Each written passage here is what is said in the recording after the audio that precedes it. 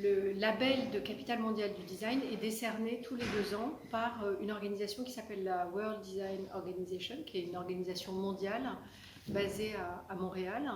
Et donc l'île métropole succède à Séoul, Turin, Helsinki, Mexico 2018. Et on sera suivi de Valencia en Espagne en 2022. Alors, à la différence des autres capitales mondiales du design, on est la première métropole à avoir candidaté. Et donc, c'est bien tout le territoire métropolitain qui est concerné. C'est une chose qui est importante à savoir parce que les autres capitales mondiales étaient très centrées sur une seule ville, avec un programme plutôt culturel.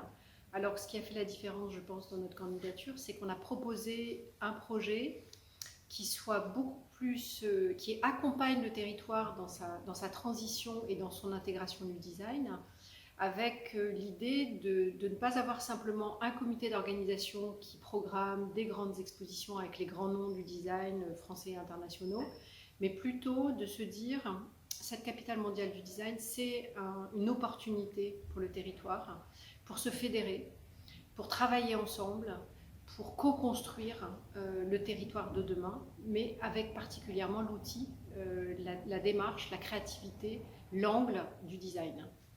C'est ça qui a fait la différence de notre candidature. Donc aujourd'hui, on a, en résultat de l'appel à projet qu'on avait lancé, où vous savez, autour d'EPOC, on avait lancé une idée de travailler ensemble à cette candidature, ce programme pour être et faire partie de la capitale mondiale du design, il faut développer un projet. Et ce projet, nous l'accompagnons par le design, grâce aux designers du territoire, d'autres designers de Belgique et de France et d'ailleurs. Mais l'idée, c'était bien que chacun participe à ce projet. Autant les entreprises, les villes, les centres de formation recherche, puisque nous avons un partenariat avec l'Université de Lille, et puis évidemment aussi les citoyens et les associations. Donc, tous ces acteurs ont expérimenté, pour certains, ceux qui ont déposé un projet, ont expérimenté une démarche design et ont quelque part ouvert leur champ d'horizon par rapport à ce qu'est le design.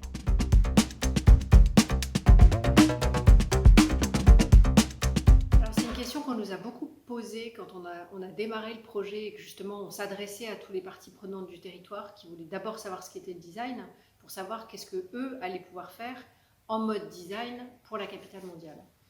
En fait, c'est une question qui est difficile à répondre en une seule phrase, parce que ce qui peut distinguer peut-être le marketing par rapport au design, c'est que le design est une forme aussi de gestion de la complexité, maintient la complexité d'un projet dans le développement ou le management en mode design. Nous, le design qu'on a choisi de mettre en avant dans le cadre de Capitale Mondiale, ça n'est pas un design de produits uniquement, un design d'objets, comme on a pu les voir traditionnellement, puisque la France est vraiment issue d'une culture des arts décoratifs. Donc quand on pose la question, je suis sûre, à un citoyen dans la rue, si vous lui demandez ce qu'est le design, il va plutôt penser mobilier ou un objet un peu joli. Notre idée, c'était de dépasser cette idée reçue de l'objet décoratif pour être beaucoup plus dans l'usage, aller vers le service et surtout ce qu'on appelle nous le design d'expérience. C'est-à-dire quand vous avez votre smartphone, votre téléphone, qui est quand même avant tout un téléphone, n'est pas seulement un téléphone, il vous permet des multiples usages. Et bien c'est ça aussi le design d'expérience. Et donc ce que l'on propose dans le cadre de Capitale Mondiale, c'est à la fois de vivre une expérience différente de la ville, mais surtout un design qui s'adresse à tous et qui va toucher les gens dans leur quotidien, au plus près de leurs besoins et de leur quotidien.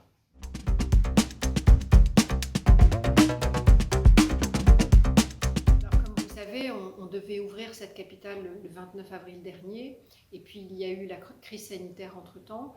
Donc on a collectivement décidé de reporter la saison du printemps à l'automne et de concentrer sur la période allant du 9 septembre au 15 novembre, avec 5 expositions majeures entre le Tripostal et la gare Saint-Sauveur, et puis une constellation de ce qu'on appelle les maisons POC, qui sont pas seulement des expositions mais aussi des laboratoires, où l'on pourra découvrir comment les porteurs de projets ont développé leurs projets, justement dans ces maisons POC. Alors on en a plusieurs à Lille, à la Maison Folie Oisem, au Bazar Saint-Saul et au Biotope, mais aussi une très belle maison POC à Roubaix au Couvent des Clarisses et une autre à la Madeleine dans un nouveau lieu qui est la Chaufferie Huet. Ça, c'est voilà, les sites principaux. Après, on a un ensemble de partenaires culturels, associatifs, qui ont souhaité eux aussi présenter des projets, présenter des expositions. Et ça, vous retrouverez sur le site internet Design is Capital l'intégralité des propositions qui sont faites. Un moment majeur qui est pendant la Design Week, donc en octobre, du 10 au 18 octobre, vous pouvez découvrir l'intégralité des expositions. C'est pour ça qu'on a choisi ce temps fort, important. C'est le moment où vous pouvez tout voir. En parallèle de ça, nous allons rythmer la programmation avec ce qu'on appelle nous aussi les temps forts, c'est-à-dire l'époque que vous allez découvrir effectivement dans les maisons POC, mais aussi in situ. Et comme il n'était pas possible pendant toute cette durée de rendre accessibles des propositions développées par une école ou une entreprise, parce que vous ne pouvez pas débarquer comme ça avec du public dans une école tout au long de la saison, on a proposé de les valoriser particulièrement sur des temps forts. Et là, encore une fois, pour chacune des thématiques des maisons POC, pour découvrir le programme détaillé, il faut s'inscrire à la fois sur le Facebook et l'Instagram et le Twitter de la Capitale Mondiale, Design is Capital, mais aussi d'aller régulièrement voir sur notre site internet et s'inscrire à la newsletter. La Design Week, c'est un moment à la fois où vous pourrez découvrir l'ensemble des expositions produites par la Capitale Mondiale du Design, mais aussi par les partenaires de la métropole et des Hauts-de-France, puisqu'on a aussi des expositions jusqu'au FRAC ou le Grand Ornu en Belgique.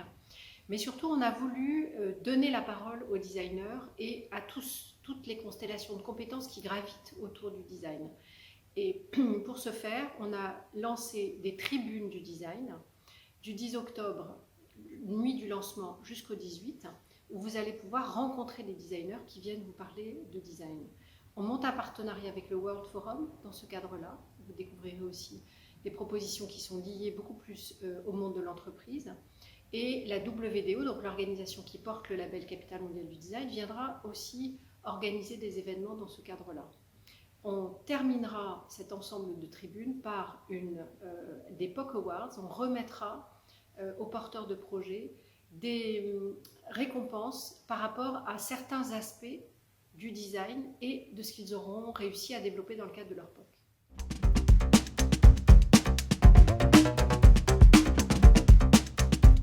Je suis directrice de la programmation, donc je n'ai pas moi-même assuré le commissariat d'une exposition. Donc je ne choisis pas en direct les designers qui sont exposés. En revanche, nous avons constitué au démarrage du projet un consortium de commissaires et de designers, principalement des designers, puisque 99% de la programmation est vraiment pensée avec des designers. Et ce sont ces designers-là à qui on a confié la réalisation des expositions. Donc c'est eux qui sont allés chercher tel objet ou tel service ou tel designer à exposer dans leur exposition. Donc on a par exemple Guy Devige et Delcorte, qui sera la Gare Saint-Sauveur, ou Arc en Rêve, l'organisation autour de l'urbanisme de Bordeaux. On a un commissaire qui n'est pas commissaire au départ, qui est un designer, Jean-Louis Fréchin, qui nous propose une exposition sur les designers français, 4 générations, une exposition comme nous ne l'avions jamais connue. Et puis Rami Fischler, qui est également un designer, qui propose une exposition sur le science-fiction, la science-fiction, comment la fiction nous aide à penser les mondes de demain autour d'imaginaires désirables. Et puis chaque maison POC est aussi confiée à un designer ou une structure du territoire comme Waouh pour habiter, ou encore la MEL qui développe la maison POC sur l'action publique. Les autres maisons POC sont confiées aussi à des designers.